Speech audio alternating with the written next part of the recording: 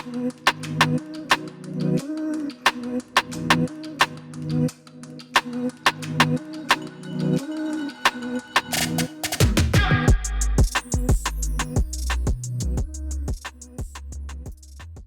everyone, I'm Aprajita Jha. Welcome to this session. Hi everyone, I'm Sagar Satyal. Welcome to this session. We're here from the organization My Emotions Matter. As an organization, we help people learn the skills of emotional intelligence so that they can become more aware of themselves and also know the feelings of other people. Today, we're here to talk about how we can identify our emotions in our day to day lives, and we'll be learning some basic emotions and how they can help us become aware about ourselves and what messages do they give us. So, to begin, let's begin with a situation. So, there's this person called Niti who has scored a little low marks in their math exam. And while interacting with their friend, what they hear from their friend is, how can you score low in maths? It's supposed to be such an easy subject. Now, in this situation, Niti obviously feels a little disheartened, but instead of trying to understand what's going on within them, they start reacting to the situation. They don't know what they're exactly feeling, and they find it more easier to call their friend that they are ruthless or they don't understand their feelings, and they feel frustrated. They don't even care to listen to where their friend might be coming from. They do not take feedback, and they don't feel like listening to their friend at all. So instead of understanding what's going on within them, Niti finds it more easier to blame and complain about how their friend did not care for their feelings. Now, let's suppose there's this another person. So let's say the other person is someone we'll call Gritty. So Gritty also faces a similar situation where they haven't scored marks as they would like. And similarly, a friend passes a comment, says, "Hey, how can you score such low grades in maths? It was easy." In a similar situation like this, contrary to what Nitty did, Gritty approaches the situation a little differently. Gritty takes time to first understand how they're feeling. Perhaps they're feeling a bit sad. They're also feeling a bit angry at the friend for not communicating with more empathy and more understanding. Gritty realizes that instead of reacting, they first want to understand how they feel before they approach the friend and say something in return. They try to listen to why the friend might be saying as they're saying. They take a pause. They try to be more open to feedback, and that's the basic difference between Nitty and Gritty. Now, why is there such a difference? Aparajita, what do you think? Perhaps one of them knows how to label what's going on within them and identify what comes up as somebody says something to them, and one does not really have the skills to identify what's going on within them. Right. And on that note, it's important for us to understand that at any moment we feel some basic emotions, whether we realize it or not, we are always experiencing these feelings. So therefore, the difference between Nitty and Gritty is Nitty, without understanding how they feel, they react to situations, whereas Gritty takes a little bit of time to first understand how they feel and then respond accordingly. And for that, it's very important that we identify what are some basic emotions that we experience. So, Aparajita, what are these emotions? So these emotions, as we see on the screen right now, are joy, trust, fear, surprise, sadness, disgust, anger, and anticipation. Now, let's have a look at all of these one after another. So the reason these emotions are important to understand, first of all, is that none of these emotions are good or bad in themselves. Every emotion has some message to give out. So now let's try to look at what message is each one of these emotions giving out. So the first one over here is anger. So at any moment, you might have noticed that whenever you feel angry, you find that there's something problematic going on. You don't know how to maybe solve it at that very moment, but at the moment you feel angry, you kind of understand that, okay, something's not going right. So anger tells us that in this situation, there's some problem that's going on. And through our reactions, or maybe if we are taking a pause and responding to it, we're trying to fight that very problem that we might be experiencing. Similarly, we have another emotion, which is called anticipation. Anticipation is an emotion that basically tells us that there's something going to happen which we might need to look forward to and plan accordingly, plan our maybe time or days accordingly in relation to what is it that we're trying to look forward to. So anticipation basically helps us prepare for something that we might be waiting for. It may be something pleasant, or it may be something that we are not really sure of, but we try to be more maybe we try to be in a situation where we're trying to await something that's going to happen, so that perhaps helps us manage our time and manage our energy prior to that event accordingly. So this is another emotion. AJ, AJ, yes. So while you're saying that, I'm thinking about times when I experience these two feelings. So with anger, I'm thinking whenever I have to wait for someone, I tend to get a bit angry because I see uh, that them not coming on time is sort of like disrespecting my time, right? So that's a again, if I'm problem not for you. aware of how I see, yes, that's a problem for me. But if I don't take time to understand this, I might shout back at them, which again is not something that I want. So I want to understand from my anger, not react to it.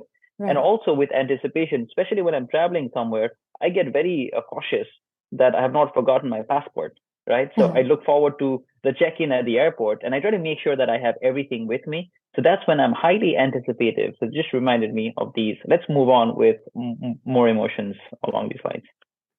Yeah, so the other emotion that we experience on our day-to-day basis is basically disgust. So a disgust is an emotion that we experience when we find something unhealthy around us. So a lot of the times, if you see people littering around, you might feel disgusted because of that.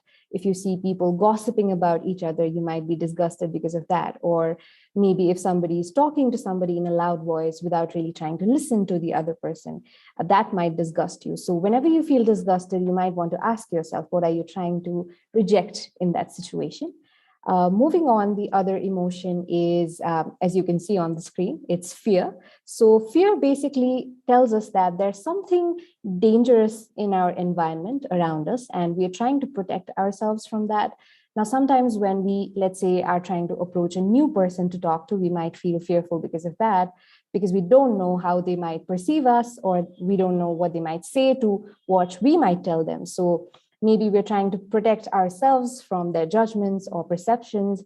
Sometimes when we, let's say, score low in an exam, we might feel fearful because we don't know how our parents or our teachers might react, and we find that a little bit dangerous for ourselves. So fear tells us that there's something dangerous and we need to protect ourselves from it. Similarly, there's another emotion, which is joy. It's very contrary to fear. So joy tells us that in any moment, if we are finding something important, that's when we experience joy. So, for example, if you're having a good time with your friends when you're talking to them, or get to spend time with them, you might feel joyful.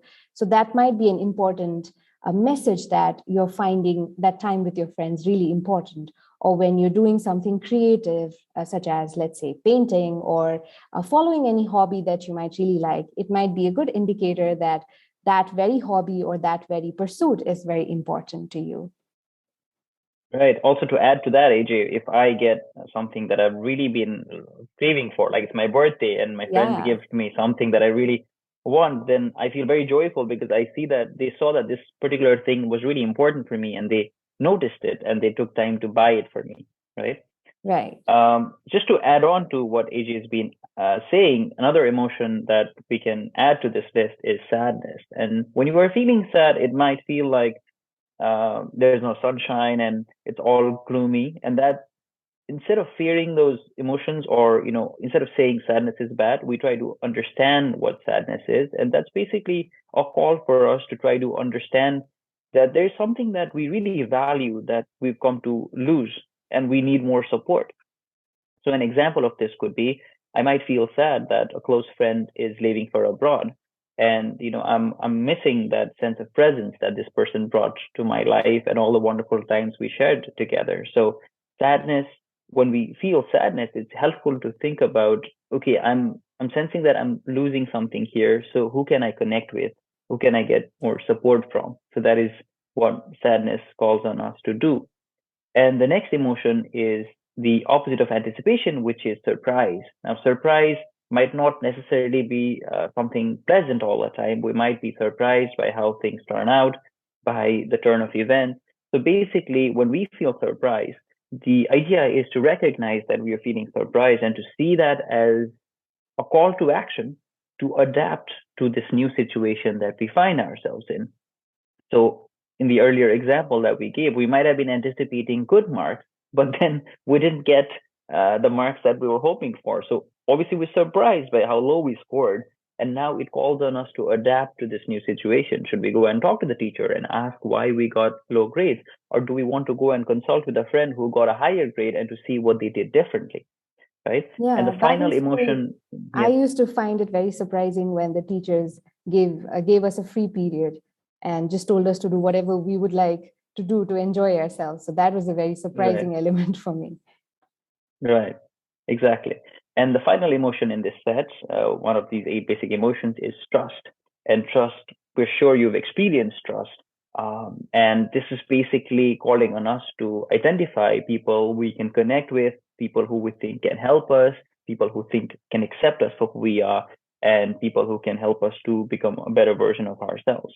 So these eight basic emotions, joy, sadness, trust, disgust, fear, anger, surprise, and anticipation make up the eight basic emotions. And also, in a lot of times, we get this idea that certain emotions are good and certain emotions are bad. For instance, we might say joy, trust are good emotions, whereas sadness or anger or fear are bad emotions. But if you've been paying attention to what we've been saying, none of these emotions are good or bad. These emotions all serve a purpose. These emotions all try to tell us that there's something important for us in this moment that we need to pay attention to. And if we neglect certain emotions, we don't learn from them. And therefore, we don't become as self aware as we could have been. AJ, I like to think of emotions as maps. And I know you do too. Why is that?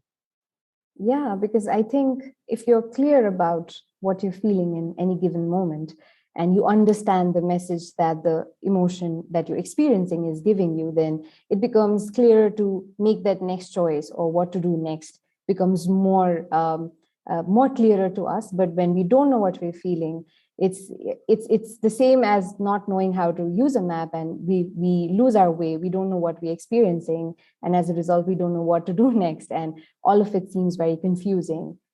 Yeah. Yeah, exactly, right? If you go to a new city, if you don't know the major landmark, then you get confused, right? But if you know how to use a Google map, even if you don't know these landmarks, you can still navigate your way around it.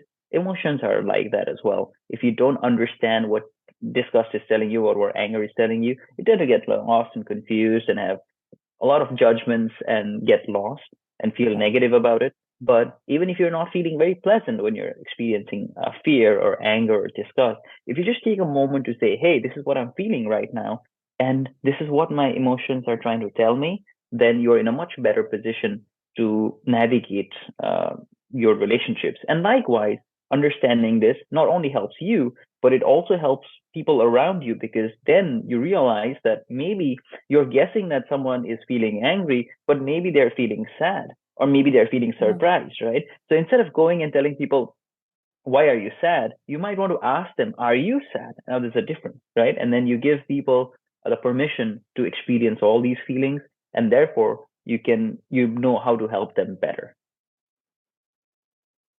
So this was a quick introduction to the eight basic emotions by Aparajita and me. We hope you had certain things to think about from this session, and we hope that you will take these lessons to apply in your everyday life in school and at home as well. If you enjoyed learning about this brief introduction to understanding emotions, you can also scan this QR code and sign up to our monthly newsletter where we discuss more ideas about emotional intelligence. Um, Thank you so much for listening to us on behalf of AJ and I. We hope this was meaningful to you. And do check in with yourself. How are you feeling right now?